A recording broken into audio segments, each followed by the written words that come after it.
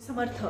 आज मी तुम्हाला सांगणार आहे, आपण नित्यनेमाने पूजा करत असतो आणि आपण अशा काही गोष्टी करत असतो, अशा चुका करत असतो ज्याच्याने आपल्याला पूजेचं फळ प्राप्त होत नाही आणि अति असामान्य गोष्टी आहेत त्या ज्या न कळत आपल्याने होत असतात।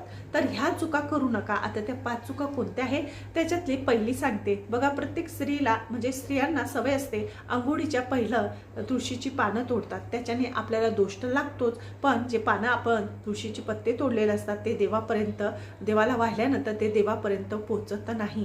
दुसरं म्हणजे बघा, ज्या वेळेस आपण देवांची आंघोळ घालत असतो त्यावेळेस अंगठ्याने कधीही देवांना चोळू नका।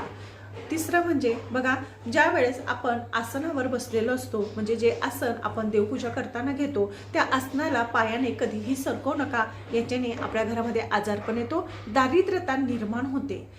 चौथं तुम्हाला सांगते, जो आपल्या घरातला शालिग्राम आहे आपण तुळशीमध्ये ठेवत असतो त्याला कधीही अक्षदा वाहू नका। तर चौथं म्हणजे जे आपण दररोज देवपूजा करतो तर आपल्या घरामध्ये एक तरी दिवा तुपाचा पाहिजे, त्याच्याने आपल्या घरामध्ये म्हणजे वंशाची वृद्धी होते, आपल्या घरामध्ये लक्ष्मी माता चिरकाल टिकते आणि लक्ष्मी मातेचा आशीर्वाद आपल्या घरामध्ये होत असतो। त्यामुळे ह्या ज्या गोष्टी मी तुम्हाला सांगितल्या त्या आवर्जून याचं नियम पालन करा, तुम्हाला तुमचे पूजेचं फळ निश्चितच प्राप्त होईल। श्री स्वामी समर्थ ज्योतिषशास्त्राप्रमाणे सांगितलेलं आहे।